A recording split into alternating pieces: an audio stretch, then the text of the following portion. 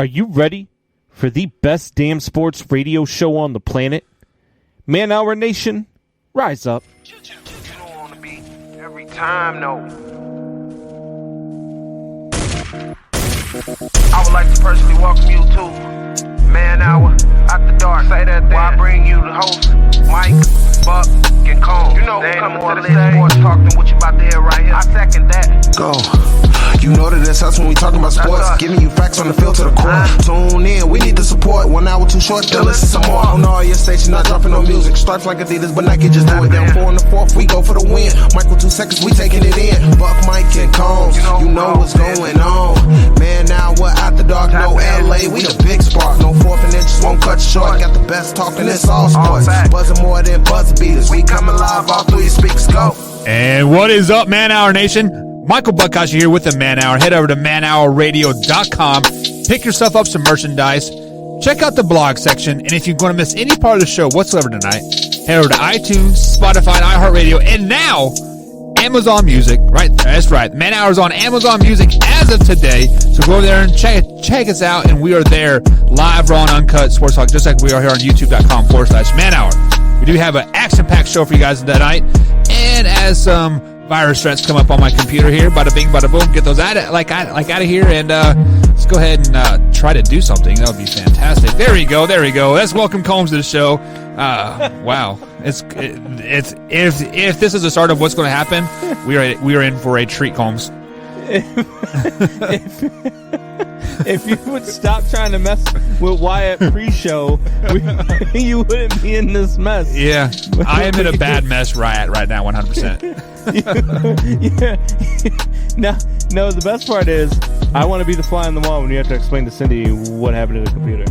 Well, joke's on her. This is my computer. Ain't nobody going to touch Buck Nasty's computer because you really don't want to touch it because you don't know what's really going on this side of the the computer.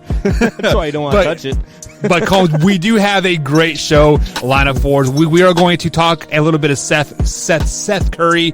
We also had a no-hitter last night in the major leagues. And then we got typical Bears fashion, calling each other out when they're basically irrelevant. So we're going to talk about that. But let's welcome TWW, the Wyatt Williams of the show. Wyatt, what's going on, brother? What's going on, boys? Man Hour Nation, what's up? That's it. Why every time, Wyatt, we bring you on to the show? No. Every time. I cannot go one day without getting messed with about something. All right? But every I can't time. just exist. Like you're just hey, what's up? You're just like you don't got nothing. Like I came on laughing, talking about Buck's computer and explaining it to Cindy. You're just like, hey, what's up? You could have been like, hey guys, what's going on, Buck? That's what you get for messing with me and trying to make me watch these videos that I don't want to tell my nana about. Like, what? It's all good, Wyatt. We'll give you one more chance. Let's go ahead and welcome the Wyatt Williams to the show. What is up, Wyatt? What's going on tonight, man? What's going on, guys? Man Hour Nation, what's up? Combs, what's up? Buck, what's up? Tori, what's up? Nana, what's up? I see Drew's here. What's up? Drew. So Wyatt said 7 words. Everything ended with "what's up" again. I give up. To say, I give up. Buck goes, we're bringing White on the show. What's up, man? And I'm like, what's up, boys? Hey, Man Hour Nation, what's up? What am I supposed to say?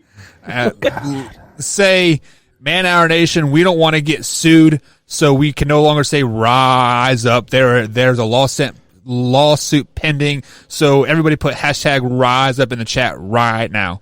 Are you serious? April Fool's, Wyatt. But oh my God. The Atlanta Falcons will not allow us to use it, though. Yeah. So we can no longer put it on merchandise. We can no longer advertise it. We can no longer. I don't believe you.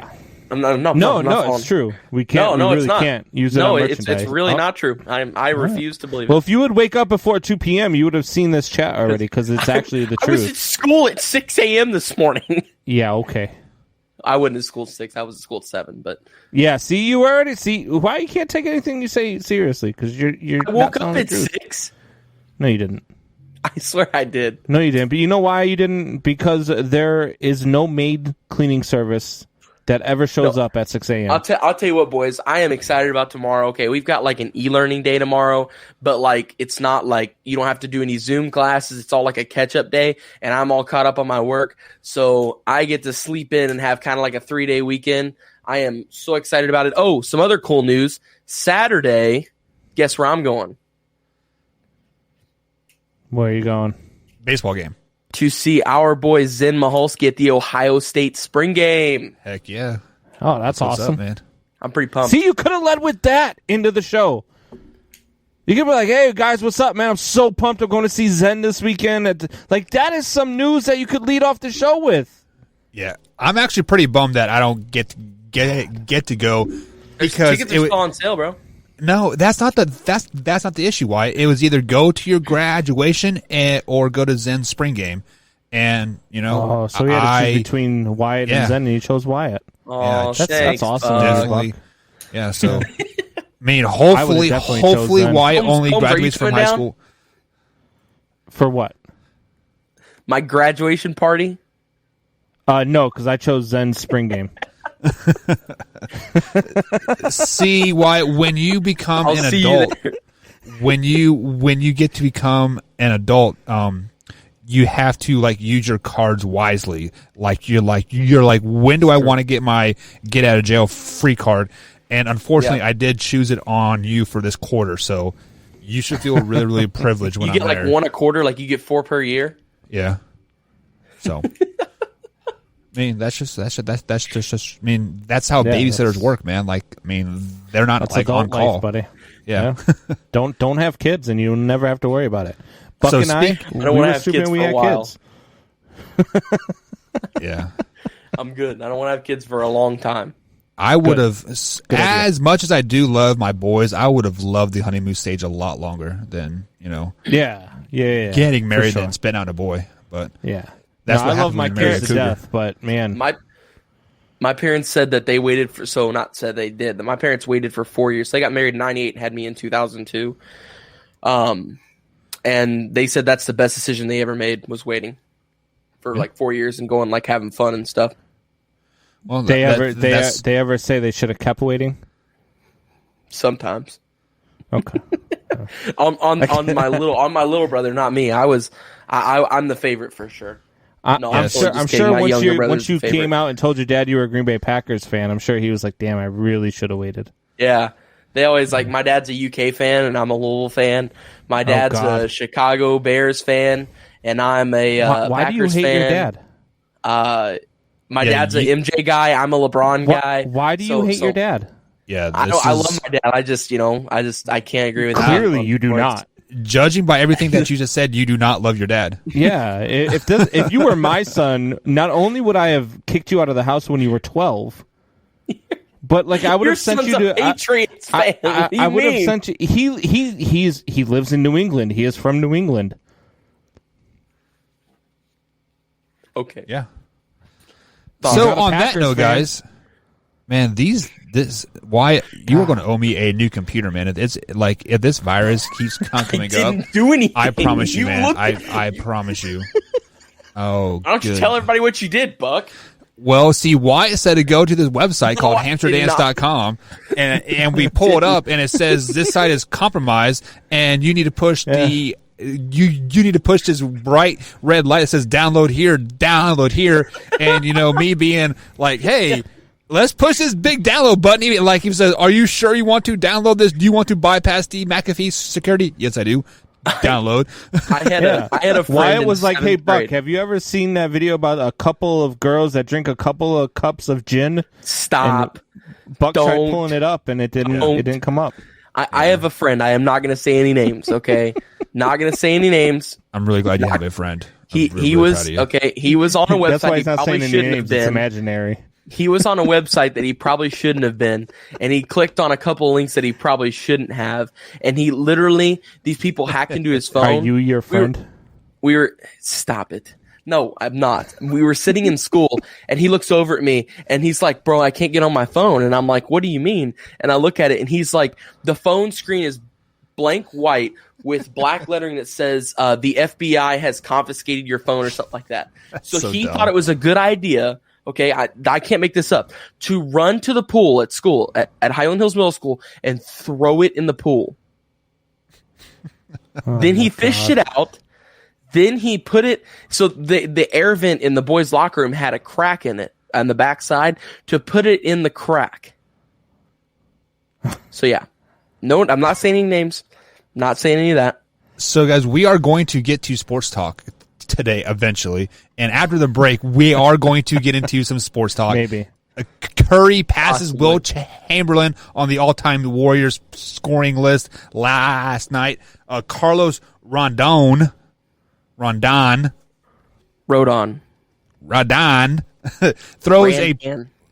throws a no-hitter last night. So we'll talk a little bit of that as well.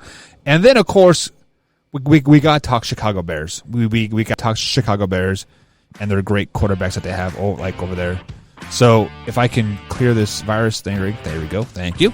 And we'll be right back here on the Man Hour, guys, as I try to get this virus off my computer. So, yeah, as Stacy says, once again, what have I come into this time? You come into the Man Hour. Welcome to the Man Hour, Stacy. Welcome to the Man Hour, guys. All uncut. We'll be right back here, guys, after this break, if I can find the correct buttons to push through this virus. All right, we'll be back.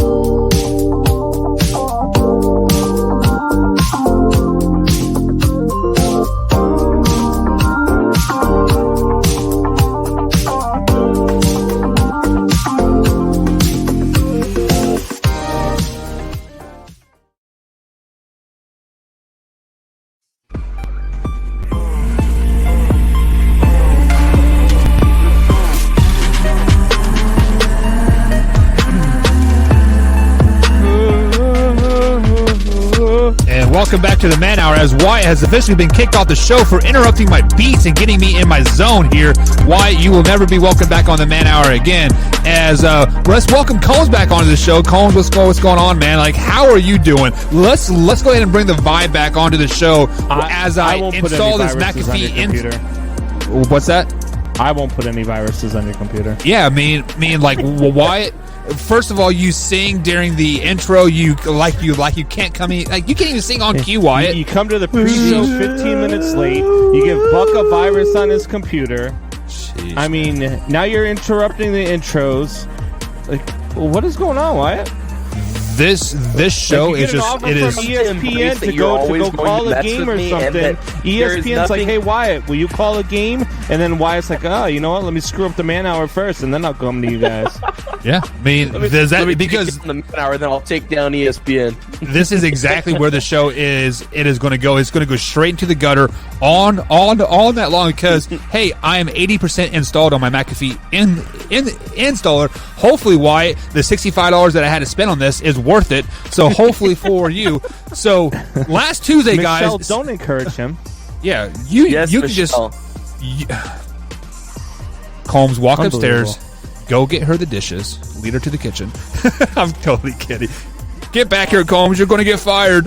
All right, guys, so let's go ahead and talk some sports here. Steph Curry passes Wilt Chamberlain on the all-time Warriors point-scoring list on Tuesday night with a 53-point shellacking that he just dropped. I forget what even team he played for or played against that particular night. But the first question that we are going to ask here, Wyatt, is Steph Curry the greatest Warrior of all time? I'll take it one further. Yes, he is, but he is also the greatest point guard of all time. I'll even take it one further than that. He's a top 10 player all time in my book at this point. After everything that he's done, Steph Curry changes the game, and there is nobody in NBA history who has been more influential to the game of basketball than Steph Curry. Every team in the league was changing. There still is changing and has changed their way of basketball fully to support the 3-point system now. It is such a huge part of the game. After the Splash Brothers, led by Steph Curry, made that original push in the 2015 to 2016, 2014 times, and Steph Curry was still is unstoppable, as you saw the other night. I hope and pray that Steph Curry, before he retires, teams up with LeBron. That would be so awesome. They've talked about it a lot. I would love that, and they would win a ton of championships together. But yes. Greatest Warrior of all time. It isn't close. Greatest point guard of all time. That one's close because Magic is incredible. And he's a top 10 player of all time. I will back that down to the day I die. Thank you. Why does he still have a job on this show? Because he brings something like this to the show. He brings the it factor. And Steph Curry is better than Wilt Chamberlain. Yeah, 100%. You are out of your freaking mind. 100%. You're. So I'm not why? even going to argue with you right now because there's no sense. You're like one of those people that when you try to argue with them, like no matter what, you're right. Like I hate your generation because you can't tell them that they're wrong because you're wrong. But forget it. I mean, ignore all the facts. Ignore the facts that Wilt Chamberlain is a top 2 greatest of all time. False. That is so false. I don't even think he's top 10. So why be top 10? Let me Not top 10? Maybe not. What? No rings to show for it. Bill Russell was his daddy forever. I mean, Bill Russell dogged that man 24/7. I mean, Bill Russell had a squad. Wilt Chamberlain was by himself. Wilt Chamberlain was a squad. That man ran a 4.40 at 7 foot tall and could bench 500 pounds. He was a squad. My point exactly. He's not even top 10. As for an athlete, all time, Wilt Chamberlain is possibly the greatest athletic specimen to walk this earth. I'll 100% agree with you on that, without a doubt. Wilt Chamberlain is if not the best, arguably the best athlete to ever walk this earth, like body-wise and physique-wise and what he was capable of wise. As for talent on the court, like I said, Bill Russell was his dad 24/7. He could not do anything. I don't care that he could average 50 points in a season. I don't care that he had all these rebounds in a season. Was his dad. Bill Russell was not. Bill Russell literally crowned him dad. Like he was like, "You are my son." I genuinely dogged that man 24/7, and it was not fair. It was Bill Russell and company. I don't know. I don't know. I give up. Go ahead, Buck. I'm here. I'm gonna do you guys a favor. So why? Let me just throw some stats out here for you. When Wilt Chamberlain was with the Warriors, at the time was Philadelphia Warriors, he averaged 41.5 points per game, 25.1 rebounds a game, and 3 assists per game. Steph Curry only averages 23.1 points per game, 6.8 assists per game, and then 4.4 rebounds per game. Okay? So Bigger facts.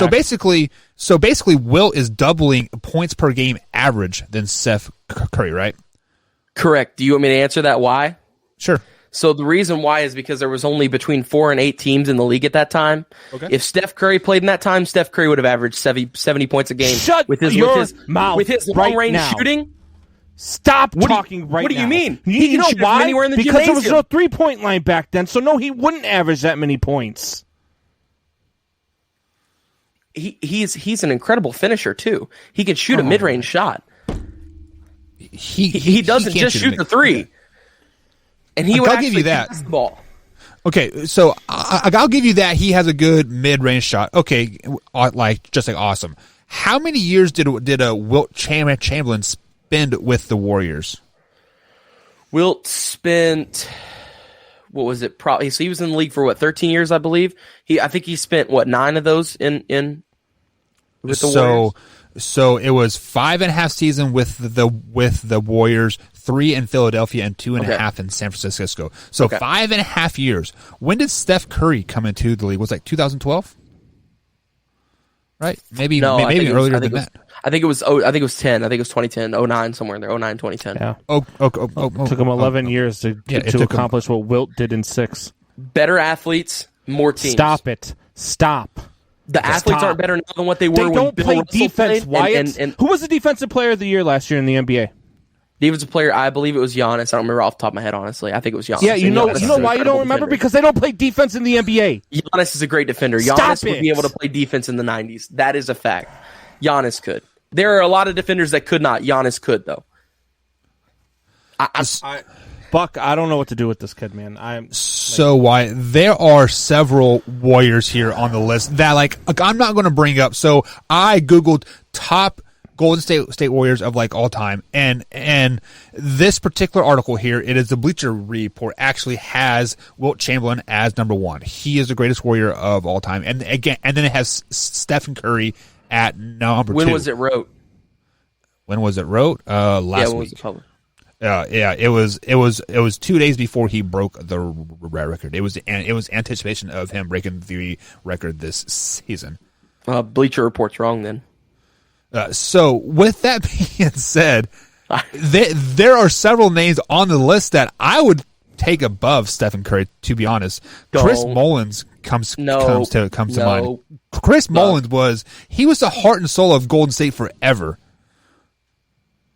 I mean, 20 points, 4.5 rebounds as a Wyatt, don't even clumsy shake white your guy. head because of the stuff that's coming out of your mouth, the puke that is coming out of your mouth, and you are committing basketball blasphemy right now. I swear, if we were in the same, it's a good thing we are doing this remotely because if we were in the same studio, I would have slapped you across the face already.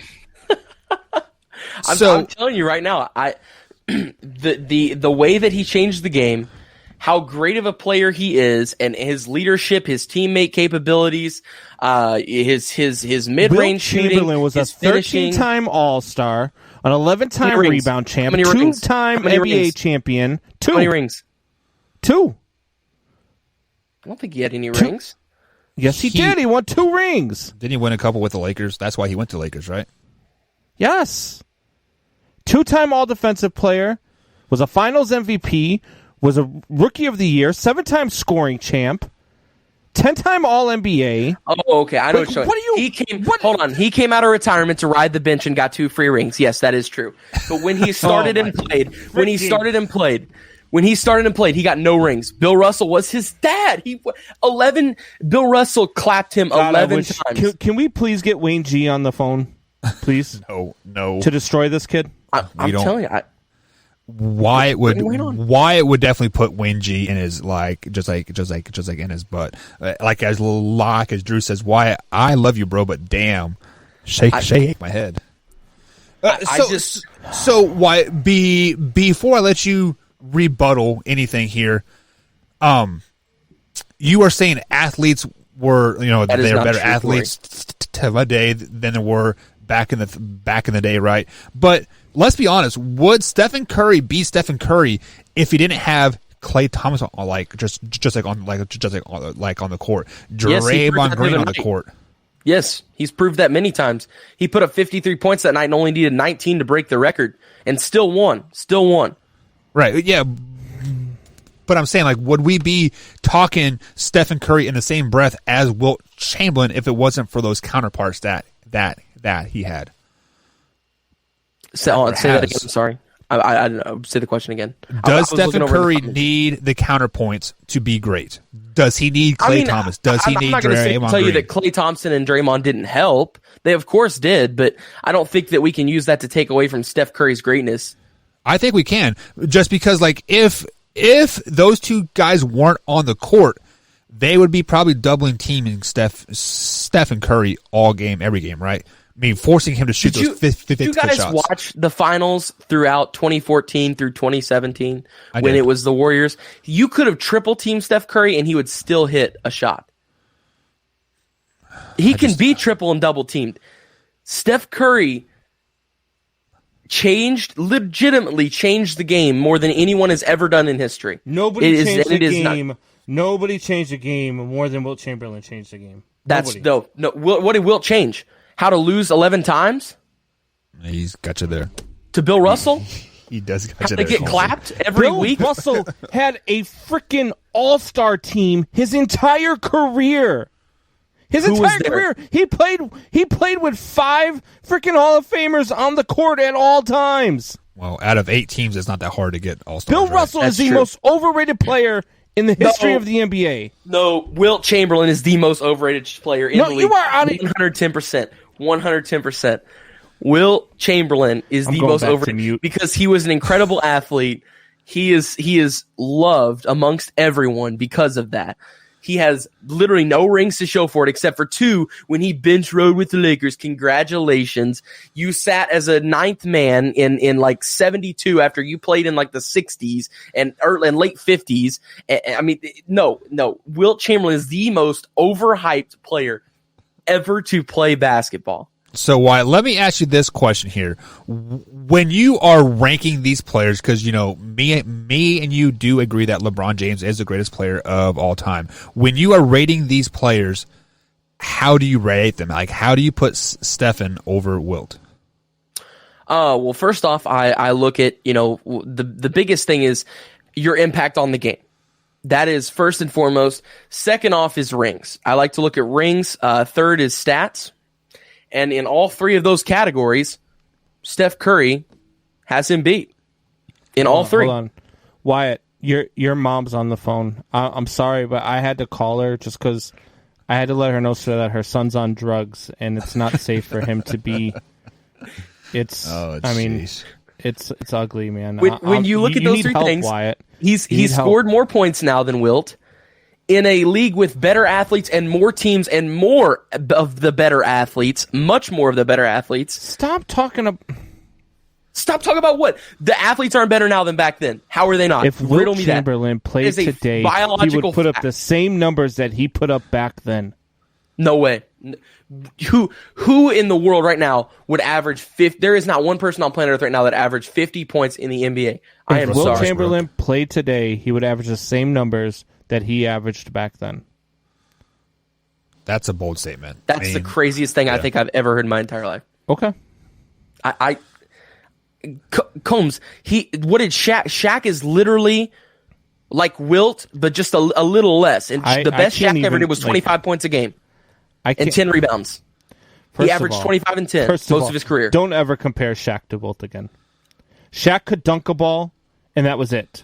Wilt Chamberlain can shoot. Wilt Chamberlain can shoot free throws. Wilt Chamberlain was 10 times the player that Shaq ever dreamed of being, so stop. Wilt could shoot?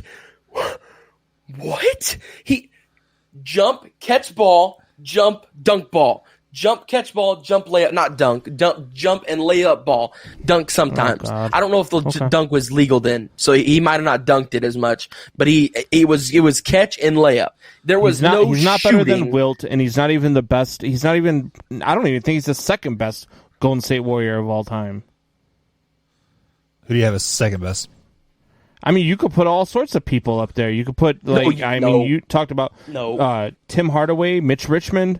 I mean... You do Guys not like just say that? Tim Hardaway. Don't say Tim Hardaway. Absolutely, Tim Hardaway. Holmes, I love you. Please don't do this. Don't say Tim Hardaway. You want to keep spewing stupid crap. Let's go talk about You stupid just said crap. Tim Hardaway Let's is keep better going than stupid Curry. crap.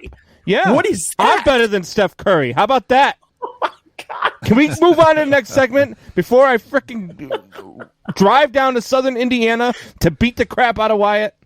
Are you prepared to say that LeBron James is the GOAT? LeBron James is the GOAT. That's not happening. Okay, so we're not going to move on to the That's as to the dumb next segment as him until you say thinking that. that freaking Steph Curry is better than Wilt Chamberlain. Out How of your is he damn not? mind. How is he not? Out of your damn mind.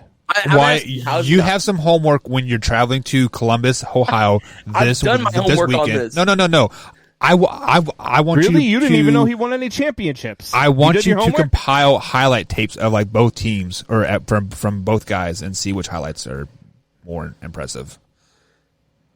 Well, I would imagine that Wilts are probably going to be more impressive because he was playing with 5'6" white guys that had never That's seen not a 7 true. foot guy Do you before. know that the average height of an NBA player when Wilt Chamberlain was playing to the average height of a player now is only a 1-inch difference? That there's no way that's true. That okay, Well, look it up, Google it. Figure it out. 'Cause that is the truth. that could be true, but when you only have like 30 players in the NBA and you have like 1 7-foot guy, that kind of skews the data like a little bit, right? Nope. Why? Why? Because you have an outlier and it raises the average. All up. right, so you're going to take away from the fact because you're going to take away from Wilt because he played at a time because he was born way earlier than Steph Curry, so he played at a time where there were less teams and less players. You're going to take away the fact that this guy is one of the greatest players of all time because of the era that he played in? Give me a break. If that's the case, then nobody in this era can ever call themselves the greatest of all time because there is no way that anybody in this era is greater than anybody who played in the 80s and 90s. It's not possible. I agree with that, Combs. We finally agree on something. I think the term GOAT is way overused. I mean, you should just because you cannot compare eras. Like you cannot compare the 50s smoking cigarettes and like at halftime, and then now spending $12 million on acupuncture on your body. Tori says, "Why is disrespecting a dead man? Why it's I about am to not be a dead man if disrespecting we a dead continue man. with this damn conversation." I did not disrespect the dead man. All right, guys. So moving on here, the Chicago White Sox and the Cleveland Indians have given us two exciting back-to-back games here. Last night, Colmsy, are you okay? Breathe in through the mouth, out through the nose. Relax. Let's talk baseball. Go ahead. Carlos Rodon. Rodon. What I just said, Rodon. I want to say that for the rest of the night. Just to make I'm it. done tonight. I can't. Rodon. He throws a no-hitter last night, Combs. He had a perfect game going into the ninth inning when he throws a slider inside to hit. I don't even know who he hit, but he hit a batter on the top of his foot, basically destroying his perfect game. If you were that batter, Combs, would you said nah, it didn't hit me, and and kind of let him get the complete you can't game? because then your manager would have went and said, "Hey, can we go to review for that?" Because I think that hit him. So no, I mean, look, it was the right pitch call. It really was. I mean, because I had even said to I was watching the game behind the scenes, as you guys told, because I was talking about like the home run that was hit earlier in the night, and I was watching the game as it progressed. So then I went upstairs. My father-in-law is a huge White Sox fan, so I said, "Hey, why don't you turn on the game? There's a perfect game possible," which Wyatt almost screwed up by jinxing it, by the way. But at any rate, freaking Wyatt. So he's got the perfect game going, and he throws 3 straight fastballs. One's a ball, 2 of them are for strikes. The guy's swinging out of his shoes, and I said, "You got to go slider in here. You got to get him to just whiff. You got to go slider and just hope your catcher blocks it and doesn't roll to the backstop." Well, it didn't. The catcher didn't block it. It hit the guy's foot, the back foot, the very tip of the toe, like the worst thing that could have happened in that. I mean, it's just bad luck. just bad luck where he hit him. He did end up finishing the complete game no hitter. So he's still part of history, but wasn't quite as cool as the perfect game. There's been a lot more no hitters than there have perfect games. But still, for this guy's story and what he's been through, what Carlos Rodon has been through in his young career. I mean, with the elbow surgery, the shoulder surgery, then getting cut by the White Sox and almost not getting signed this offseason before the White Sox decided, hey, we'll bring you back on a 1-year deal so we can add some depth. Well, that's some good depth because the Cubs passed on him when they went out and got Trevor Williams, which is a genius call, by the way. And so, I'm happy for the kid. It was really cool to see. It was cool to watch. You always like watching stuff like that happen, unless it's, the Cardinals doing it. But you always like watching stuff like that happen. You love watching parts of history. And Carlos Rodon pitched his butt off last night. And, take nothing away from the guy. And then they're interviewing him after the game, and they say, "What's going through your head right now?" And he goes, "To the toe ball." So he still had a good sense of humor about it. He doesn't take himself too seriously. And for everything that he's been through, it was really nice to see him, make it through and throw that no-hitter. So, Wyatt, let me ask you this question here. Just because, in that 9th inning, we saw basically people, trying to basically destroy the perfect game by hustling. Went sliding into first base. Yeah, he was trying for it. What's his name over at first base? I forget his name as well. I'm just as bad with name as Combs is, but wasn't it Abreu I was playing first base? Yes. I believe. Abreu. Yeah, and he makes a heck of a play. He make a heck of a play to keep the perfect game. His leg off of his body. Yeah. So right there is dedication to your team. Yeah, so why? Let me ask you this question. You are playing on the Cleveland Indians right now. You are down 8-0, 1 out in the ninth inning, and everybody knows this guy is pitching a perfect game. If you were listening to the commentators on the White Sox side, they were saying, "Oh, only 5 outs to go, only 4 outs to go for a perfect game," right? So if you are on the Indians, would you have kind of whiffed a tad bit and kind of let this perfect game stay intact? No. Why? No, because then you defeat the integrity of the game. That too, but also as a pitcher, I would rather honestly get a perfect game than forever be known as the guy who got, kind of eased into it. I mean, I don't want There is no Major League Baseball player, no hitter, no position player that will ever allow you to no-hit them. No, even Rodon said after the game, he was like, "Look," he was like, they were like, "Are you mad at him for that it hit his foot and stuff?" And that he said it did. He was like, "No," he said, "I would have said the same thing, and I'd have went to the base too. I wouldn't want somebody no hitting or perfect game pitching on me." He said the same thing. So I mean, even Rodon was fine with it, and I know Combs already mentioned it, but it's really cool to see his hit rock bottom and kind of surface back up his way to the top. His story is really awesome. With being their top prospect through the minor leagues and all that stuff, being a top pick for them in the MLB draft, and then like Combs said, really with the injuries and stuff, hit rock bottom. He got cut actually from the White Sox, but they offered him another, I believe it was 3 or 4 teams, the Cubs were one of them included, that had offered and kind of went after him a little bit. But he said, the White Sox were one of them, and he had been a part of the White Sox. He wanted to be a part of that family. He was there for that rebuild. He likes what they're doing in the future, so he wanted to be a White Sox. He forgave him for everything that had happened and, re-signed with the team and kind of moved on. But, I mean, no. I mean, I think, like Combs said, it takes away from the integrity of the game, and even Rodon said, I don't want somebody, he would have done the same thing. That just wouldn't, it wouldn't be as cool to have a perfect game if you knew in the back of your head forever that they, took it easy on you. It just wouldn't be the same forever. So at some of those pitches that they were swinging at, I had in the back of my head like, man, they're just going to give the no. It felt like they were swinging for the fences, man. They were trying to crush the ball.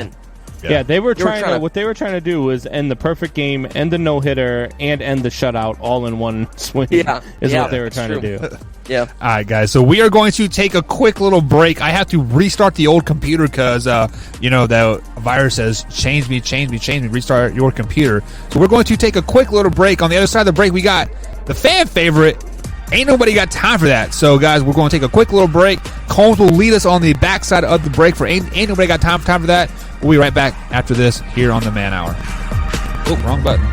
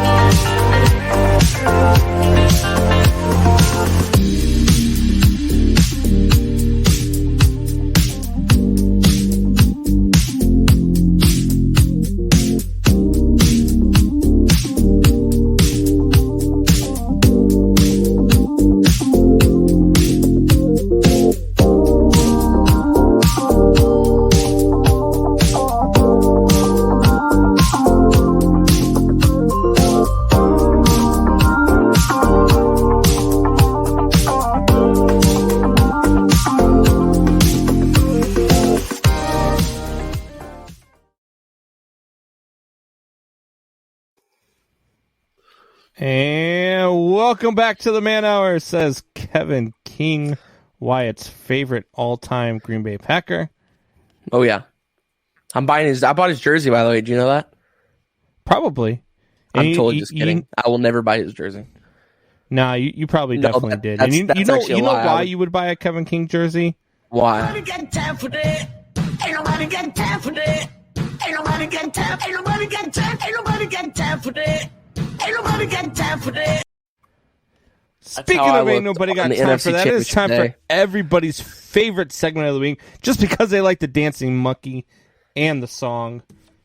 So, Wyatt, you ready for this? Let's get into it. Buck will be back as soon as he gets his computer up and going. Wyatt killed it today. I did not kill it. All right. So, first thing we're going to talk about here on Ain't Nobody Got Time for That is the WNBA draft is tonight. And I'm looking at it and I'm watching and I'm like, wow, this Dallas Wings, they're picking at 1, then they're picking at 2, and then they're picking at 5. They got 3 of the top 5 picks in the draft. How is that fair?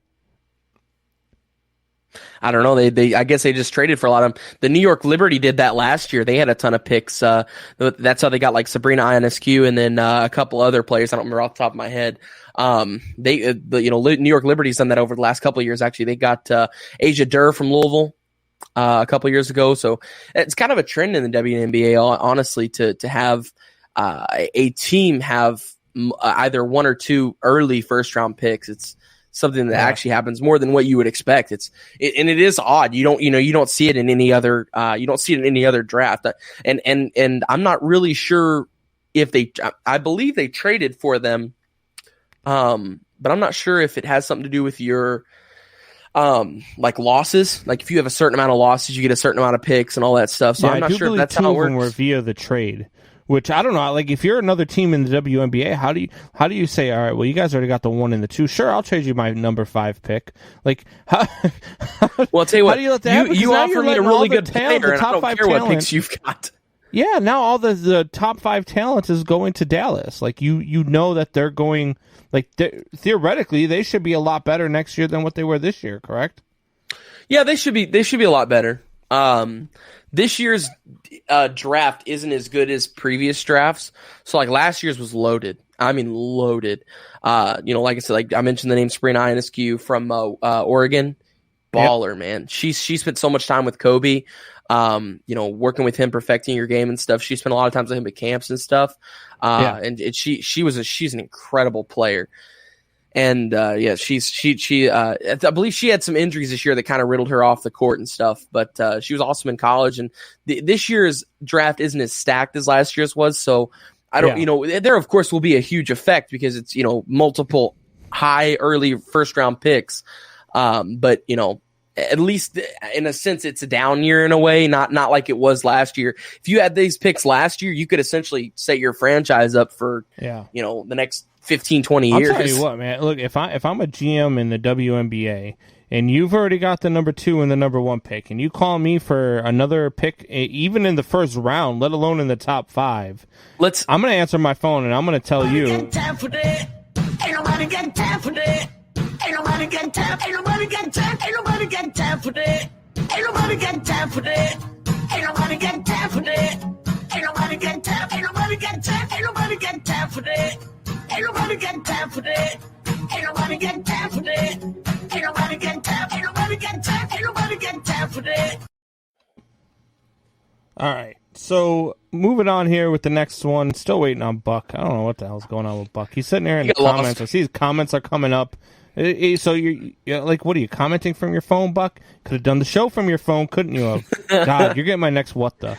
Anyway, Reggie Miller says if Michael Jordan would have called him to play with the Chicago Bulls, stupid. He would have told Mike to go bleep himself. Do you believe this? No. This is the stupidest thing on planet Earth. I don't care how much that they hated each other back in the day. Okay, the biggest hatred rivalry between two players involving Michael Jordan was him and Isaiah Thomas. But yet still, Isaiah Thomas wanted to play on the dream team with Michael. Okay, it doesn't matter if you hate a player. If Michael Jordan would have called Reggie Miller to come to Chicago, I can guarantee you that Reggie would have been on the first plane out of Indianapolis to Chicago. Or he would have drove himself. Either one. Whatever, because it's not that far of a drive. It's only like 3 hours. But still, he would have been there. And I mean fast. I don't believe that crap for 1 second. That is a load of crap. He is just saying that because, I don't even know. He was mad about, what was he? They were talking about super teams. And they were talking about and they were like, what if Jordan would have asked you to team up on a super team? Oh, I'd have told him to, go bleep himself. No, you wouldn't have. Stop lying to yourself and everybody listening right now. If Michael Jordan called me right now to go play with him, I would go play with Mike right now. I mean, that's, and if he's being honest, then he's stupid. Then he is dead stupid. That's simple. and yeah. Yeah, look, I don't disagree. I think that, if Mike Reeves chimes in, does Buck even do his own show anymore? He does, but he was having computer issues because he was looking up, filthy stuff apparently, and so he had to run a reset on his computer, Mike Reeves. So, but no, Reggie Miller saying that he wouldn't join Jordan is a complete joke. He absolutely would have joined Michael Jordan. You know why? Because if he would have joined Michael Jordan in the 90s, you would have won rings. I mean, it's just plain simple. Can you imagine instead of Scottie Pippen if they have Reggie Miller? I think Reggie Miller was a better player than Scottie Pippen. Can you imagine? They would have dominated. Jordan and Reggie Miller. They would have dominated, but I think they would have found some way to keep Scottie and have Reggie. That's even better. Jordan and Reggie. Do you think Reggie's better than Scottie though? I do. I think Scottie was overrated. And look, I'm a big Bulls fan. I'm a big '90s Bulls fan. I just think Pippen was over. Pippen was that guy who he was just a whiny, prima donna. Like he but he did everything. He reminds me a lot of LeBron James, man. He liked to cry a lot. Stop it. Especially when he didn't get calls. What about the time where they were? So Jordan goes to baseball. They come up and they need a last second shot. And they said, we're going to Tony Kukoc. And what did Scottie Pippen do? Said, fine, then I'm out. And he sat on the bench and watched the final play and let Kukoc take the shot. That should have been his shot. That should have been his shot. I mean, I kind of agree with him on that. He probably should have acted that way. It's a team to play. It was drawn up for Kukoc. he probably should not have acted that way. And he even said in The Last Dance that he should not have done that, and he does regret that. So it's fine. Scotty is definitely better than Reggie. I 100%. Wayne G says, I don't think Reggie is lying. He was number 1 in Indy and would be number 3 in Chicago. Wayne G, I'm so glad you joined the show, man, because this idiot over here to my right is, well, depending on how you're looking at your computer screen, might be to my left, but right now he's to my right, was talking about how, Steph Curry is better than Wilt Chamberlain, and I wanted to slap him in his face. So hopefully you can talk some sense into this youngin, because he's a moron. But no, Reggie Miller saying to Michael Jordan, I would tell him to go F himself. Ain't nobody got time for that. Ain't nobody got time for that. Ain't nobody got time. Ain't nobody got time. Ain't nobody got time for that. Ain't nobody got time for that. Ain't nobody got time for that.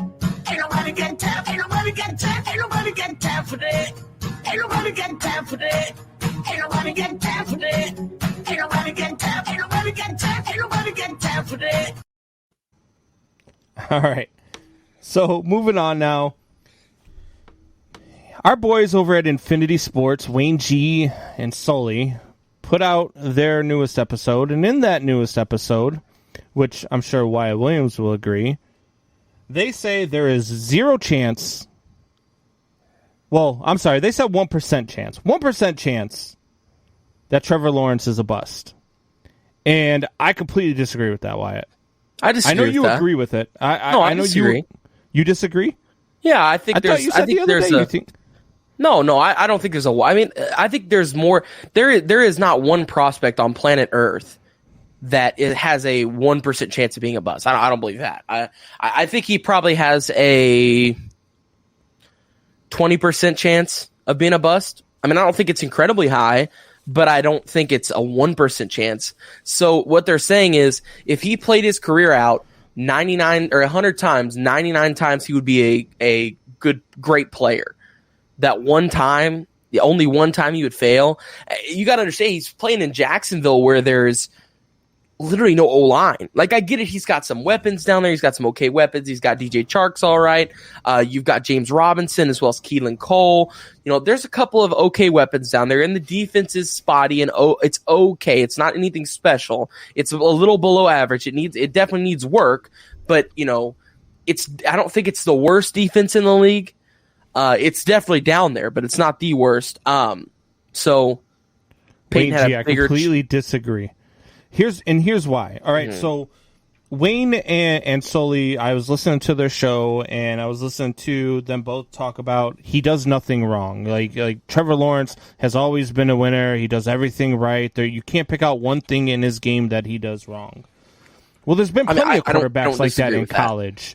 There's been plenty of quarterbacks like that in college. So you can go back and do your research. You can go back and look at it. But you look at guys like Keith Schuler back in '94 when the Skins went to draft. He was a can't miss prospect as well. He was a 1993 SEC Player of the Year, and he ended up being a bust.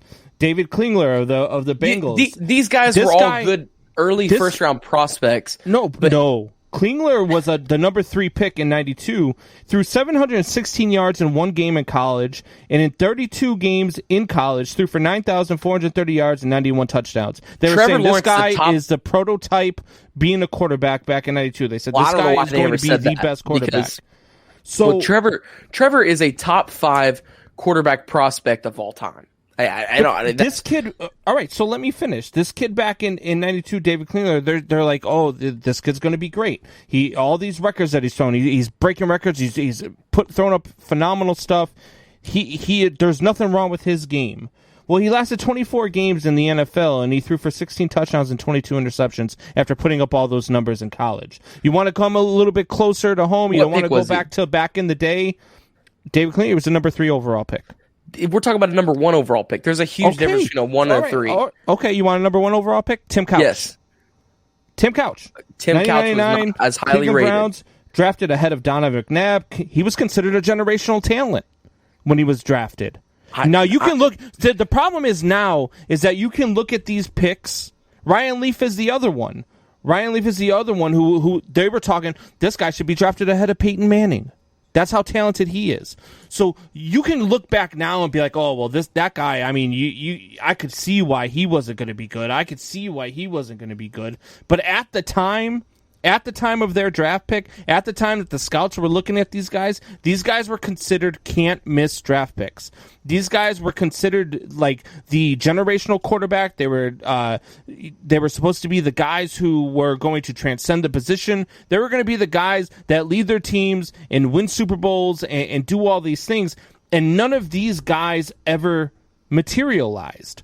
So you can't just look at this kid and say, oh, well, he does everything right. Yes, he's done everything right in high school and college. The NFL is a different ballgame. And when this kid comes out and says stuff like, oh, well, you know, I don't really have a chip on my shoulder. I don't feel like I have anything to prove. He didn't say he didn't have anything to prove. He said he doesn't have a chip on his shoulder. He said he does not feel like he has to come out and he said, I do not feel like I have to come out and prove it and win Super Bowl. Is exactly what he said. He did not say that. He said he doesn't have a chip on his shoulder. Why should he have a chip on his shoulder? Who's slept on him? He's the number one quarterback prospect for his grade. Then he was the number one overall draft pick. He won a national title. I believe he won a Heisman, didn't he? Why am I blanking out on that? He won a Heisman, right? Am I blanking out? Did he win a Heisman?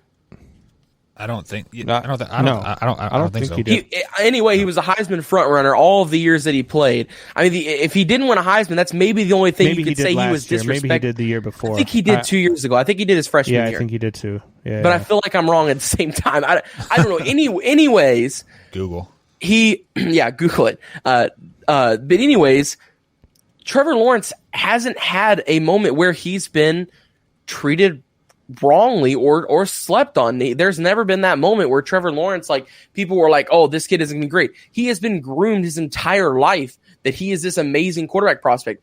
What chip does he need? A chip on your shoulder tells me that people don't believe in you. Here's what he said. It's hard to explain. It's hard to explain that because I want people to know that I'm passionate about what I do and it's really important to me, but I don't have this huge chip on my shoulder that everyone's out to get me and I'm trying to prove everybody wrong. I just don't have that. I can't manufacture that. I don't want to. There is also more in life than playing football.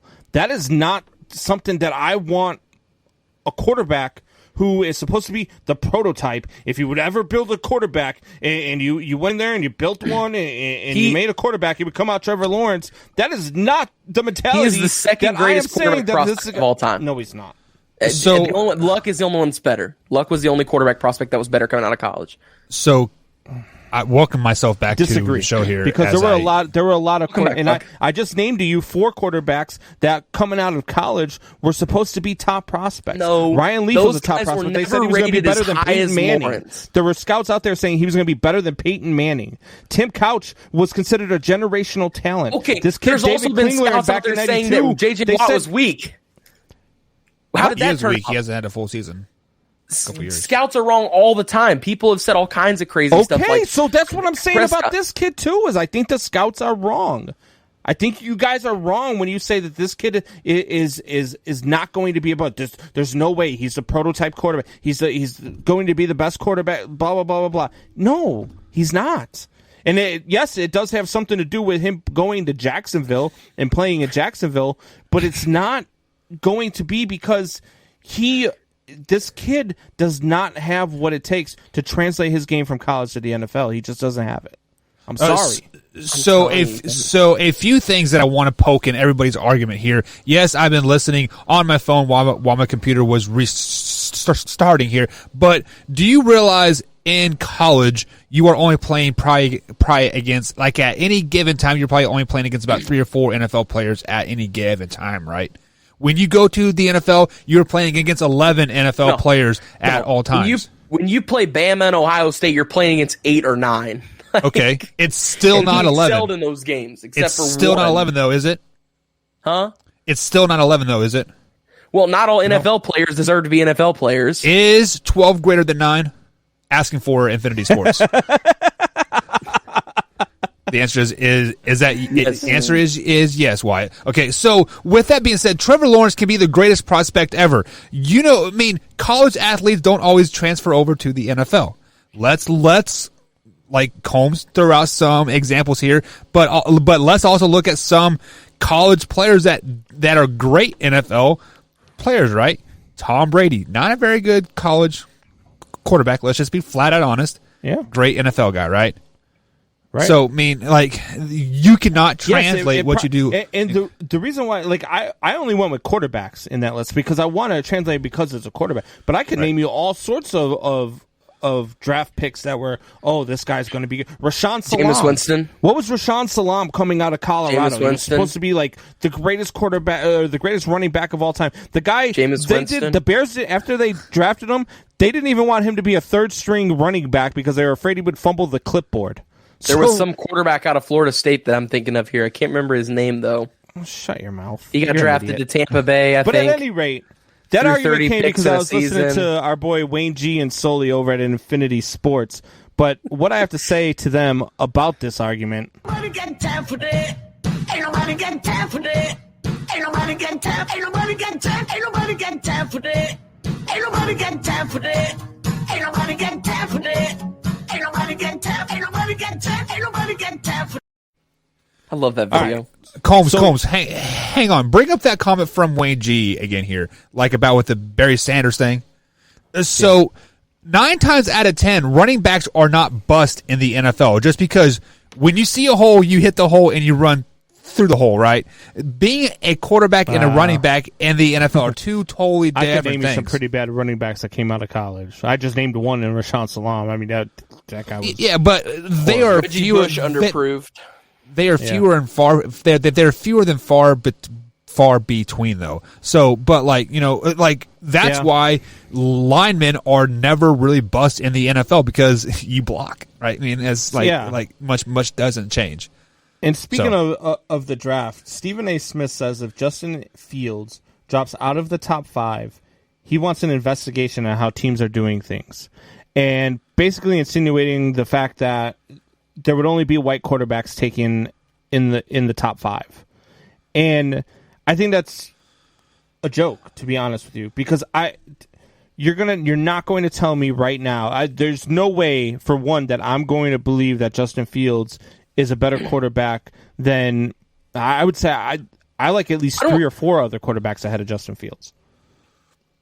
I don't Mac know Jones why ahead he of would Justin say that. Fields. Because I think that either Trey Lance or Justin Fields, who are both African American, I think either one of them are taken with that 4th overall pick to Atlanta. Well, the reason why it came up going is to trade up and because get that pick. Mel Kiper, or it was either Mel Kiper or the other guy there that does it. I can't remember his name. Tom McShay. I think it was Mel. Tom McShay. They had Kyle Pitts going at number 4 to Atlanta, and no quarterback going at number 5. So that would mean that you would have your boy Zach Penei Sewell. Wilson, Trevor Lawrence, and you have Mac Jones going ahead of the other two, which I think that Zach Wilson and Mac Jones are better than Justin Fields and obviously Trey Lance. I think both of those guys are better. I see a lot of holes. As much as I think that, like I said, I think that Trevor Lawrence is a bust. I don't think that Justin Fields is necessarily going to be a bust, but I see a lot of holes in his game. I see the when he hangs onto the ball way too long. You see holes in his game, but you don't see holes in Mac Jones's game?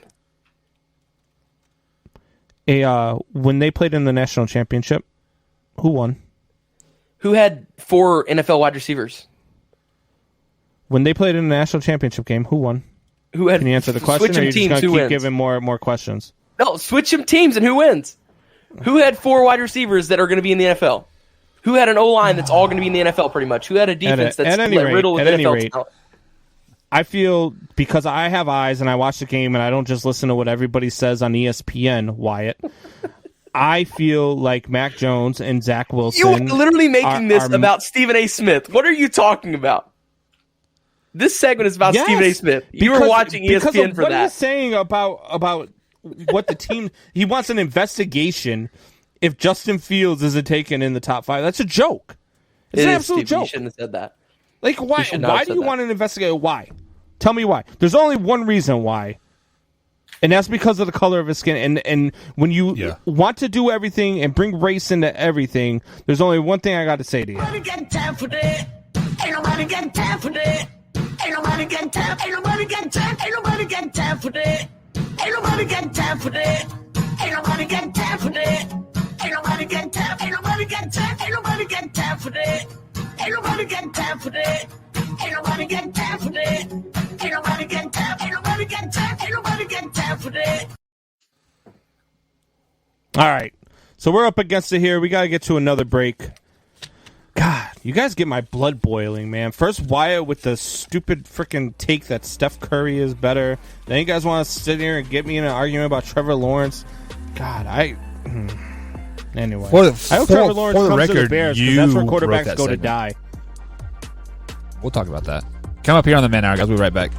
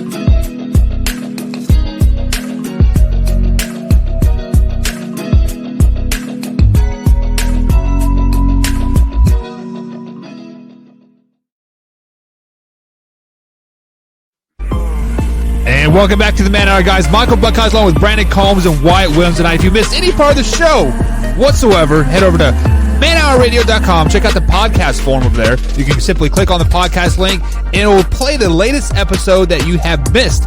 Or if you'd like to download it, you can go to iTunes, Spotify, Amazon Music as well. You can find us over there as well. Simply search Man Hour Sports Talk. So let's go ahead and welcome the boys back onto the screen here.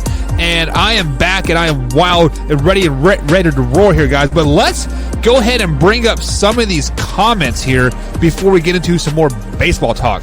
Wayne G comes up and says Mac Jones' only flaw is arm strength. Field never goes to the second read. Let me address that. Why do you need to go to the second read if the first read is always open? No. The first read is not always open for Fields, and that's why he holds on to the ball too long sometimes, is because he's still looking for that first read and doesn't check down. So then he's forced out of the pocket, ends up either throwing the ball away, taking a sack, or forcing a ball into an impossible position. There are a lot of flaws. I don't think Justin Fields is going to necessarily be a bust, but he needs to go to a program where he can sit behind somebody and learn the NFL game for a couple of years and learn how to take some of the kinks in his game out of his game. Go ahead, Wyatt. This is a stat, okay? You can look this up. Of all the quarterbacks projected to go in the first round, of all of them projected to go in the top 10 most likely, Trevor Lawrence, Zach Wilson, Trey Lance, Justin Fields, and Mac Jones, of all of them, as of their college stats in total, Justin Fields has the highest QB rating when throwing to his second read. That is a stat, in fact, better than all of them. Because he's 3 for 3 in his career. Still better. And it's not 3 for 3. It is not 3. I was going to say it's not 3 for 3. No, I don't know, but but I did see that stat, and like that was a pretty impressive stat to me. And Tori Anderson comes out and says Zach and Mac will be straight trash. So the Zach attack with the Mac attack will be straight trash. I answered that in the comments, by the way. Did you? And who is running the comments right now? Wyatt? Not me. You need to get off the Wyatt. I'm in charge here. No. And then like Wayne G says it's because he is 7 of 7 of 7 see, of 9. I'm telling you. I'm telling. No, go look it up. Of all those quarterbacks, and it's not 9 passes. Of all those quarterbacks, he has a better rating than all of the other ones. Of all the other 4 of the 5 that are projected so great in the first round, and he is the best on second read throws. I would like to know like how they actually. I mean, first of all, the stat person that sits down and does all those stats fakes, those. Hey, on second down when he rolls left, he throws 80%. Like those guys have a special place in my heart, and they have too much free time on their hands. Secondly, what is considered a second read? Like let's say that you have a hot read because you see a outside linebacker blitz, and that and the hot read isn't there, and then you throw to the your primary receiver. Is that classified as a second read? I mean, technically, it's a second read, right? A second read is any receiver that's not your first read.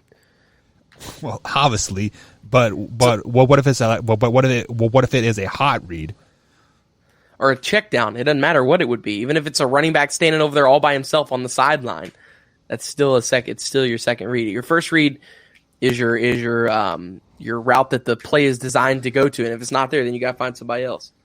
Okay. Well, speaking of designed here, Major League Baseball season is not going as designed right now, as 5 more players from the Houston Astros, including Lance Bergman, get placed on the COVID list as the whole contact tracing, basically singled those guys out. So, Combs, we have now heard of at least 15 players get put on the COVID list just in the last couple days, and the Nationals couldn't even start opening weekend because of the whole COVID thing as well. At this current rate, are we going to be able to have a baseball season? Well, first things first, I think I just realized why when I listened to you before I joined you on Man Hour, why I liked you so much. Because you are just like Harry Carey, the way you butcher names. It's Lance Bregman, not Bergman. There's a Bergman Don Man, Burger Man.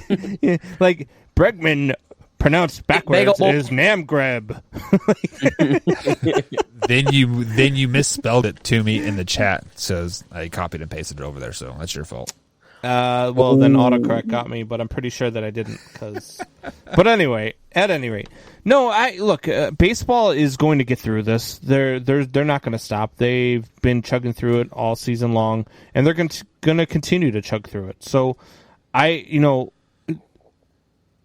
it stinks for the Astros because they were playing some really good baseball right now, and Altuve and Bregman are both on the COVID reserve now, and that's 2 huge bats in their lineup that they're going to need. But I mean, you're going to have to chug through it. I think every team's going to end up, well, maybe not every team, but I think a lot of teams are going to end up going through it. We've already seen it with the Nationals. We've seen it with the Braves. And so now we're going to see it with the Astros, and no, trust me. I mean, nobody's strumming a violin for the Astros. the Astros have to play with 5 players short. Nobody feels bad. They're going to ask if they need extra trash cans. Nobody's feeling bad. What are your first initial thoughts when you see that 5 more players have been put on the COVID list? I mean, it's just we're living in a pandemic. Are we? It's more of an endemic now. I learned today. That's a new word I learned today. Yeah, that's true. Like No, and actually, it's funny you say that because that's part of it. I mean, we're coming to the end of it, and I mean, I think people are kind of buying into this way too much. It is a disease or a what is a sickness that is very you catch it very easily. So I mean, if you're in the same locker room as somebody and around them, then you can catch it easily. So if one guy gets it, then sure, 5 guys will probably follow suit. What? I mean, We could talk about COVID all day long, but we got enough Is it really into hard to politics the catch? other night. It's not I don't very. know. Yeah. I've got a video I can show you later if you got a half hour, Wyatt. It got sent to me by Drew. It was actually very he sent it to me. I informative. haven't been able to watch it yet. Very informative. Watch it. Don't Very download informative. it. Don't download it. Don't. Yeah, no, just press play.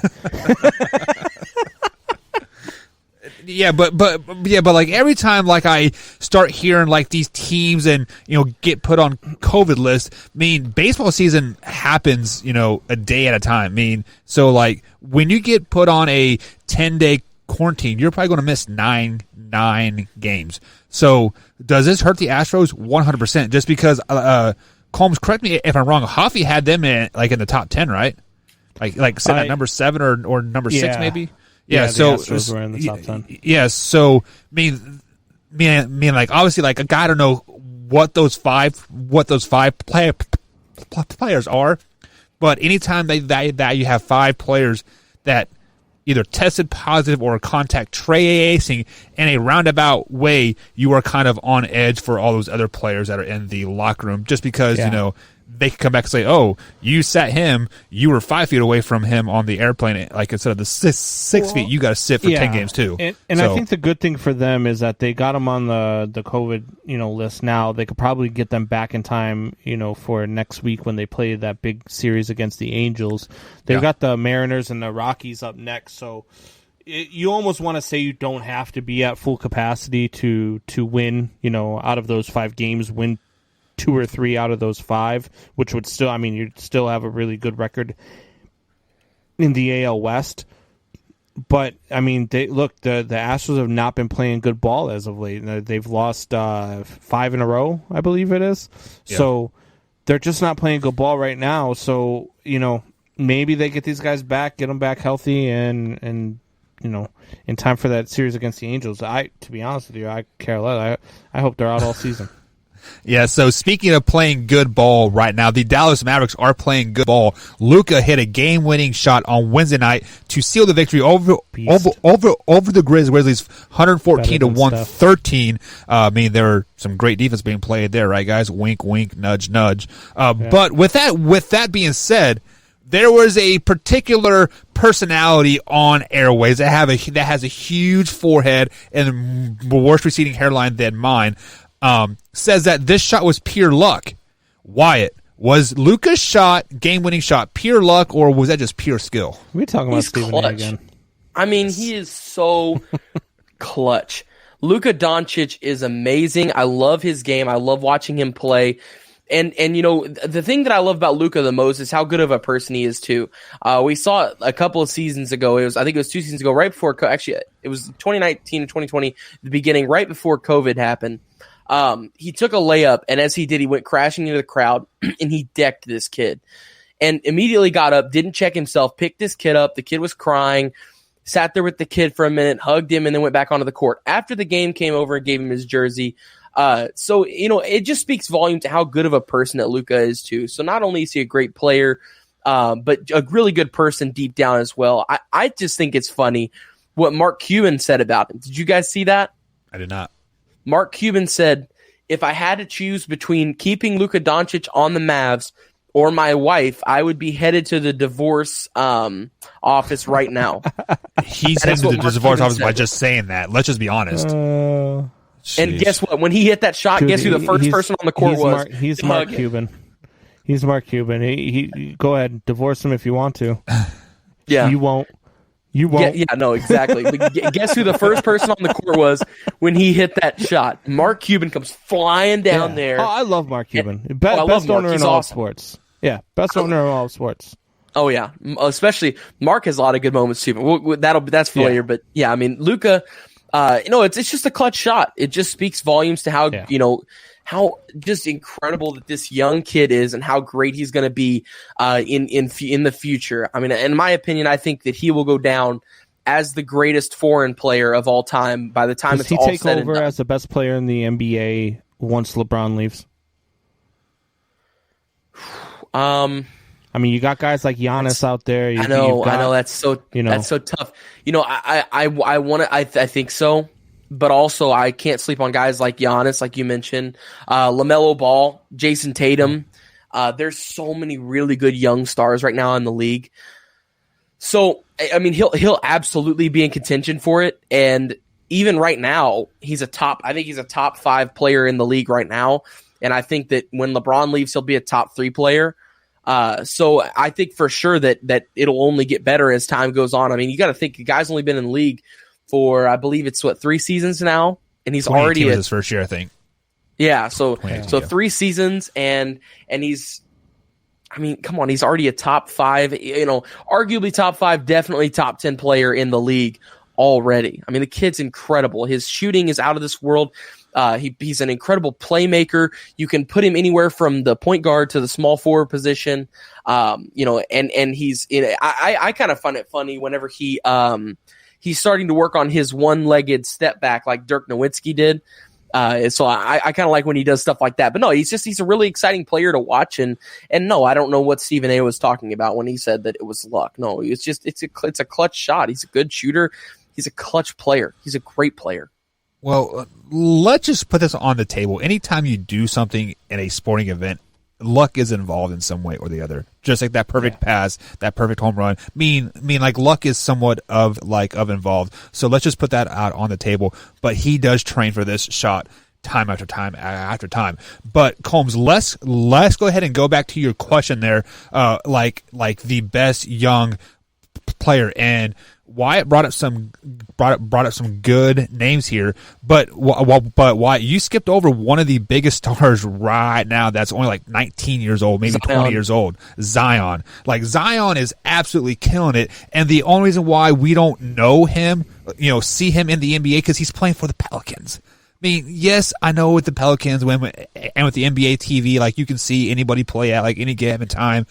But he is not on ESPN. He is not on TNT. He's not on TBS. He plays at 11 o'clock at night versus the Phoenix Suns, and he's dropping 40 points time after time after time. Zion is probably going to overtake Luka, I think, after LeBron James leaves, and Zion is going to be the face of the NBA. Yeah, I think Zion is definitely one of those guys. Absolutely, that could fill that role. Zion, one of those guys you think Zion has the potential to be better than Giannis, a better center than Giannis. Yeah, I think so. Ever since the Greek Freak has signed his big deal, he kind of hasn't been quite the same person. Yeah, I agree with you. It's funny you mentioned that. I was thinking about that earlier today, actually. And I think it's because he's been riddled with some injuries this year. He's kind of been struggling with that. Everybody's really been riddled with injuries this year. But when we talk about Zion, everybody critiqued, and it was a good critique that, he's incredibly athletic and he bounces like he's on a trampoline, but he's 285 pounds. And no matter how great of an athlete you are, your knees are not going to be able to lift you off the ground forever at 285 pounds. Well, You're not going to be able to land. He's dropped down to like 260, That's what I'm saying. Now, right? He's lost all that weight, and it's all muscle now. He's got no chub on him. He's lost a ton of weight, so it's better for his knees, the longevity of his career. So Zion is definitely one of those players that could be special. I laugh because when we're on the show, what you guys can't see like in the background, I was like, I'm always doing like research. So if we say something, I'm fact checking or I'm looking up stuff. And where I said, do you think he's better than Giannis? And then Buck says, well, yeah, since he signed his big contract, he's kind of taking a step back. And then I looked up Milwaukee Bucks stats, and he leads the team in points, rebounds, and assists. Oh, well, he does, because there's nobody else on Milwaukee. I mean, Chris Middleton's all right, and Holiday's okay, but I mean, Giannis is a. I know. I just thought it was funny because that was the first thing that popped up. I was like, well, let's see how bad he's doing this year. I'm like, oh. well, Combs, like since you are on like the on that stats tracker there, how bad are his stats versus his MVP season, or even a year before that? Like just like, are they actually down, or why are we expecting more out of him? So it looks like he's doing worse.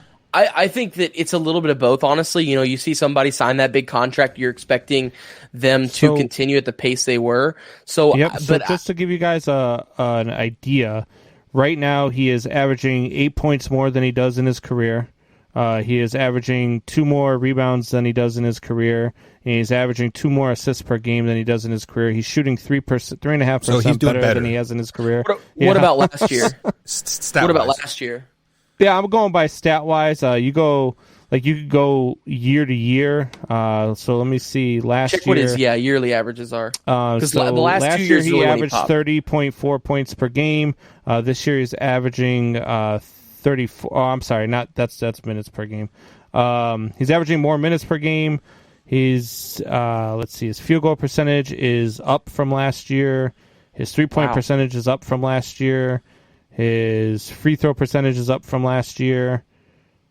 So, yeah. What about he's doing better, but he's failing the eye test. Like, he doesn't look as good as he did his MVP year. Yeah. Yeah.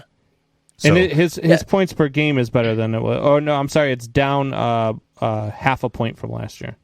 Okay. So still pretty he's not good, even off. So, I mean, and it's just, and I think it's part of what Buck said, as well as, when you have that MVP season, it's partially, when you have an MVP season, it's, because you had a great season, but it's also kind of because you came out of nowhere in a sense, like you had never had that great of a season before. Look at many guys like Patrick Mahomes. Patrick Mahomes was a backup. Then he has the breakout season. Oh, he's an MVP. Lamar Jackson's a backup for 8 games. Then he has that breakout season. Oh, he's an MVP. And you see guys kind of regress after that. But I think that's kind of the road that Giannis is on. I can tell you this though: if Giannis developed like a shot outside of 15 feet from the basket, he would be one of the greatest players of all time. That's always been his knack, is that he cannot shoot he's whatsoever. 30% from 3-point. Yeah, how many he's playing a little bit of power forward, small forward this year, I think. That's why they've had him out on the wing a little more. But in years previous to this, there were like times where he would take threes, and like I think I've seen him airball probably 4 or 5 threes in NBA games. It's not as bad as like Ben Simmons. He's shooting 60%. Shooting 60% right now. Wow, well, almost 60%. His 58.9. His thing though, Giannis, he's so big and he's so freakishly athletic that all of his shots are right next to the basket. Like if they have, I don't know if they have a shot chart on there or anything. Because his arms are like 14 feet long, so you could be at the 3-point arc and he's right in front of the net. Right. That's why he's so dominant, man. He just runs inside and just dunks it. I mean, like, and nobody can stop him. He's an incredible athlete. That's why I call him Greek Freak.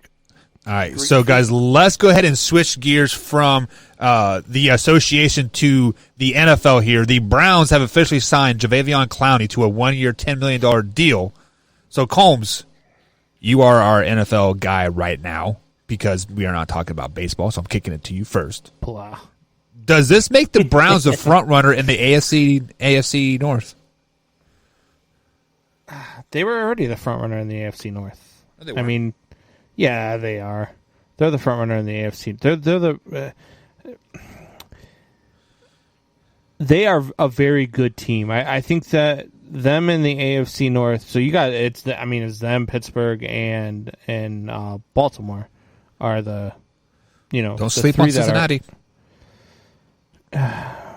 Cincinnati's got a couple of years yet, I think, but I think that you've got Jadeveon Clowney coming in. It's funny. Did you hear what he said?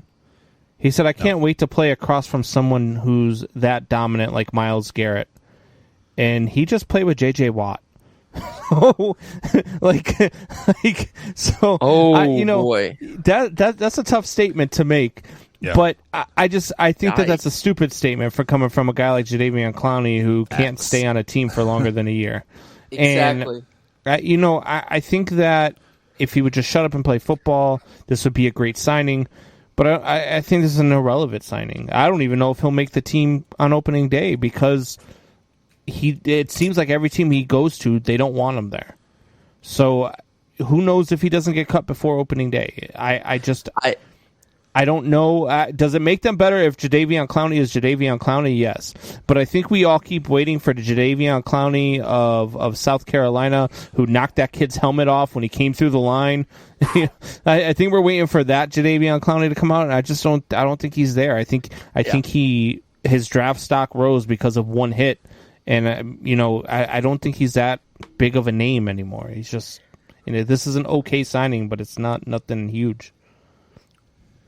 No, Why? absolutely. I do think that it's going to help in a sense that he'll be across from Myles Garrett, so he will have that going for him. I thought I saw a meme the other day about Jadeveon, and it was talking about like him switching teams and stuff, and it was like Jadeveon Clowney is like that friend that you have that can never stick with one girl. He's always with a different girl every single time that you guys go out. So it's like him with teams and stuff, but it's just how Jadeveon is, you know. I mean, so he was all right for a little bit whenever he was in Houston, but just slowly declined. I saw another meme too that was funny about him. It was like, unless if you're an NFL player that had a sack last year, you most likely had the same amount of sacks as Jadeveon Clowney did, and it was like because he had 0 sacks last year. He only had like 18, 19 tackles, something like that, and had 0 sacks. Like he's just a shell, huh? I think we play like 5 or 6 games too. So that still he's just a Combs 100% right. He's a shell of what he once was / what he was supposed to be. Yeah, so I don't think that this made them any better. Do you? Like I think this kind of just kept them where they were already at. I think in a sense it makes him a little better because, you know, there's always still that potential that he could be what he was for a little bit in Houston and a little bit in Seattle. He was a little dominant in Seattle. You know, and if he comes out and is like that, that's going to be a mean pass rush. But also at the same time, if he comes out and he doesn't do anything, then you're 100% right. It doesn't help him. It's just that they just signed a player. I mean, it's just another guy they add to the roster. So here's the biggest knock on him, 100%. He never gives full effort all game, every game. When he does give 100% effort, we saw that one game with him versus when he was with Seattle. I forget who they were playing. I think they were playing the 49ers, maybe. And he had like 6 or 7 tackles. He was chasing guys down from like across the field. He looked like a dominant force. But then he was given half-ass effort after that. He would take 3 or 4 or 5 plays off and then give 100% effort and then take 3 or 4 plays off here and then take himself out of the game. If he does that in Cleveland, and Cleveland still has Odell Beckham Jr., this has bust written all over. They're going to be 3-14. Is that 17 games? No, yeah, 3-14. Just because he is a cancer. That was 17. Yeah, I had to think like I had to think about it. It still feels weird giving it odd and an even number. It is. Right? It's not right. I'm telling you, it's so uncomfortable. Yeah. I hate it. Yeah, but I think they are going to put so much stock into this pass rush. Now, look at this dominant pass rush. And on paper, we are going to be great. You know who else is really damn good on paper? The Dallas Cowboys. How many playoff games have they won? 0 in like 15 years. Like, it's ridiculous, right? Yeah. It's just so, yeah. So hopefully for like my Browns friend's sake, like he is like at least gives 90% effort. But if he's a 50% effort guy, he's done. I feel like the Browns going and getting Jadeveon Clowney is kind of like they were like all hyped up to announce, oh yeah, we got Jadeveon Clowney. I feel like this was like the Bears saying, oh hey, we got the Red Rocket. Like which that was a great pickup. I feel like it just keeps you neutral in where you're already at. And what is speaking, comments are exploding. Wyatt keeps pushing buttons when we tell him not to. Like, did you see a butterfly in the comments? Yeah, a butterfly. Yeah, because you're always like, yeah, ooh, butterfly. So go ahead, Cole, or what? I just saw Drew brought this up. I want to address it. So, Wyatt, did you not see the All-Star game? He was nailing 3-pointers. He had like 5. So, yes, he 100% hit more 3-pointers. I mean, he is getting better at his 3-point shooting. He is still not anything close to what he should be. It was not. It was 5 minutes ago, if that. And we were talking about Jadeveon Clowney. Anyways, there is no defense in the NBA. Now take it to the All-Star game where they have to put up 170 points to win. Way to confuse every listener. They're like, why is Jadeveon Clowney shooting 3-pointers? Never mind. Way to confuse the audience, Wyatt. Good job. The audience hasn't been listening for like 2 minutes. They've been listening for an hour and 33 now. No, they stopped listening because you started talking about Jadeveon Clowney shooting 3-pointers. And on that note, we should probably take a little break. We're up against a break. We'll be right back, guys. Here on the Man Hour. So just a train wreck of a show tonight.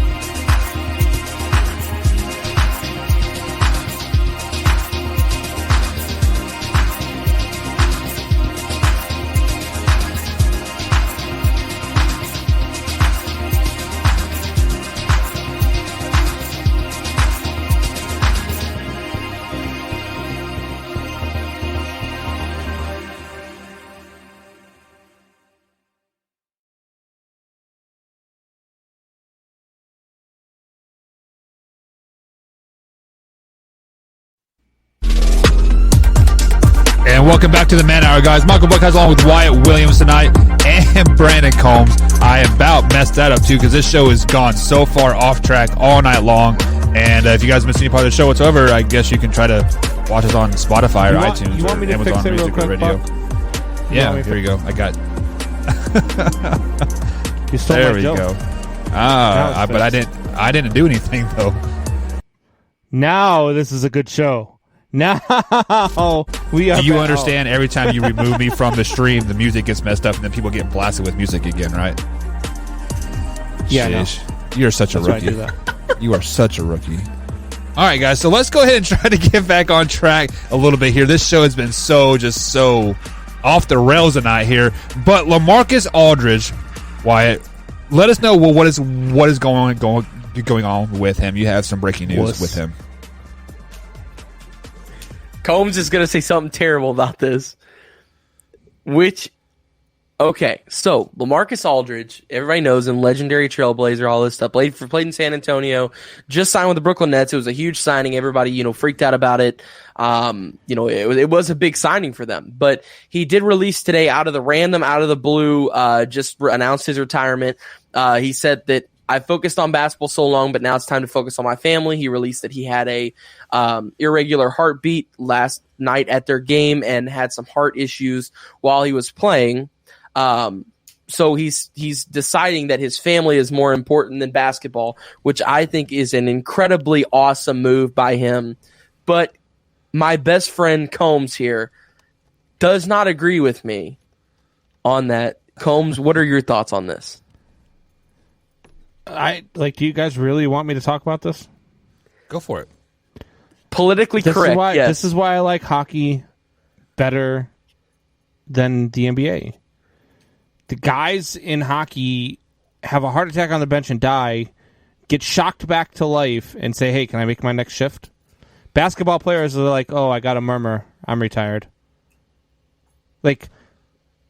We once had Campbell from, I can't remember his first name, from the Bruins, who in the playoffs took a puck to the shin, broke his fibia, and finished his shift blocking 3 more shots.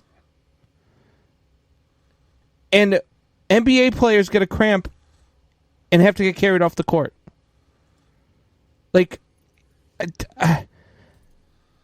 I mean, good for you. Look, I'm not gonna. You want to stay healthy. You felt like you needed to retire because of this heart condition. Good on you. But look, I think that I don't know, man. If this was a hockey player, it'd be a different story. Wow. Follow up, Wyatt, before I jump in there. Buck. What are your thoughts, buddy? Well, I can tell you as a family man myself, my wife would basically push me to say, hey, you need to worry about your family, yada, yada, yada, and stuff like that. Like, that's kind of the real reason why I stopped playing indoor football was because, I had a son on the way. And she's like, hey, what happens if you break your leg? What happens if you get another concussion? Like, what happens if this and this happens? And like you weren't able to care for your sons, like you weren't able to, be there for your kids. Yes, I'm not making millions of dollars. Like I'm not making life-changing cash by any means, but I was supporting my family, right? And we were living a pretty good life in that aspect. And just to say that hockey players are tougher than NBA players, sure. I mean, like the hockey guys, they have that. What's that? The stigmatism of being tough guys. Like Combs. They didn't start wearing face shields weren't mandatory till 2000, right? When people kept getting in the face and spitting out teeth and I saw that. I mean like that, they kicked each other's teeth out for fun with ice skates in the NHL. It was helmets weren't even required until 2000 and 2000 or 2002.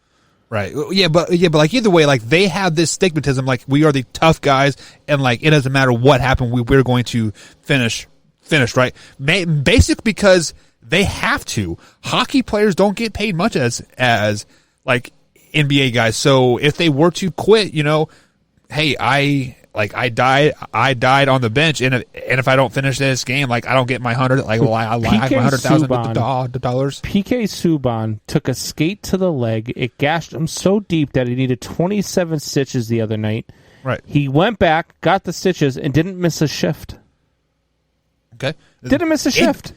Give me 8 players do that just all the time. They get elbowed in the eye and they go get stitched up and they can't hardly see out their eye and they're out on the court after they get their stitches done. LeBron James got a cramp once and had 7 people carry him off the court to the bench. That was Paul Pierce. He got carted off in a wheelchair. That is Paul Pierce because he had to poop. It was LeBron James too. You want me to pull it up? No. That picture is so blown out of context. You can send me any picture you want, but those pictures are so blown out of context. Why? Because he's LeBron James, and you can't say anything bad about LeBron because you can say anything bad about LeBron James, but that doesn't necessarily mean that it's true. I mean, I could take a picture. It's not true. When NBA players get a cramp, they don't go crawling down to the side of the court. Have you had a cramp, Combs? Yes, I've had cramps. You have to crawl to get to the sideline when you have a cramp. Why it seems like he gets cramps once a month. I do get cramps. I got them right now, actually. I'm stretching out my legs as we're on the show. I was thinking more of in the abdominal region. Fire pants. but so why? First things first is you need to drink some more pickle juice. If you drink pickle juice, you won't have cramps just that bad.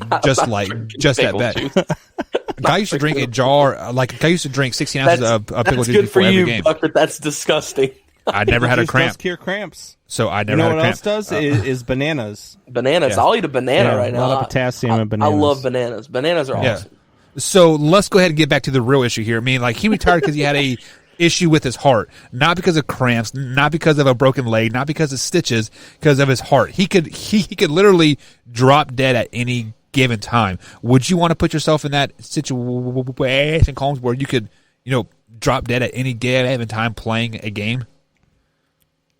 If I don't want to look like a wuss. No, I'm just joking. Look, on the realness, I do not blame him for going ahead and retiring. I was just, kind of doing this for the segment, but I don't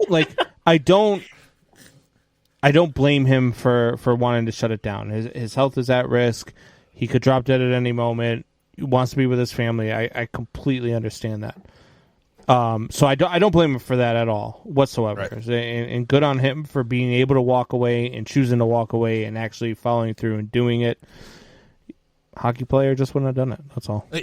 So let me ask you this question, Combs. You are a hockey guy. Hockey is your second sport that like you just watch all all the time, and you are going to be in hog heaven here toward the end of April.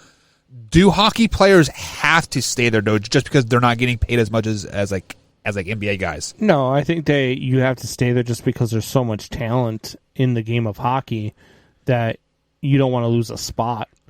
And not only that, I just think that there's just a different mentality in the game of hockey. Hockey players are nuts, man. Hockey players, they're very hockey tough players guys. don't care, and so it's just a different mentality, a different type of, whatever the case is. It just takes a different person when it comes to hockey and how they play. I mean, do you imagine, LeBron James on skate? If LeBron James could skate and play hockey at his size, like nobody would want to go into the corner with him. So I'm not PK saying his that. Size? I'm not. Huh? PK's a pretty big guy, right? PK's big. I don't think he's quite that. I think if there's anybody that's his size, it might be Chara, height wise and build wise. Isn't Alex Zdeno Chara Ovechkin probably pretty tall good. too? Yeah, but not LeBron tall. What's LeBron? 6'7"? 6'8". 6'7", so yeah. 6'8", yeah. So there's, very few that are that tall. PK might be that tall on skates, but you're 4 inches up in the air. Yeah, right. So, but no, there are tough guys in the NBA. There are tough guys. We used to see it all the time in the 80s and 90s. There are a lot of tough guys that have played basketball, but hockey's just a different breed. Right. So, speaking of few and far between, the Chicago Bears Super Bowl quarterback, Jim McMahon, few and very far between Super Bowl wins there. Jim McMahon told at 1252_sports said that the Green Bay Packers was the best organization that he ever played for. Jim also went on and said that Chicago is a place where quarterbacks go to die. And that moving up to draft Mitchell Trubisky was the typical Chicago move, and that's why Mitchell Trubisky failed so bad. Wyatt, what are your thoughts on that? Simple, sir. I hate you right now. It's three I hate words. you so much. I think you know what the 3 words are. Combs, you want to say them for me? You got this. Come on. Go. The Pack suck. Pack. Go. It's simple, boys. That's 2 Packers words. is the best organization to play for, all right? Everybody loves the Packers. It's just that simple, all right? Who wouldn't want to go play with Aaron Rodgers, Devontae Adams? Leave it to a Packers fan to Jair say, I Alexander. can sum it up in 3 words and then only say 2 words. Go. You just said the same go. right, but that's only 2 words. You say the same word twice. It's 3 words. It's 2 different words. No, it's not. Go and go are the same.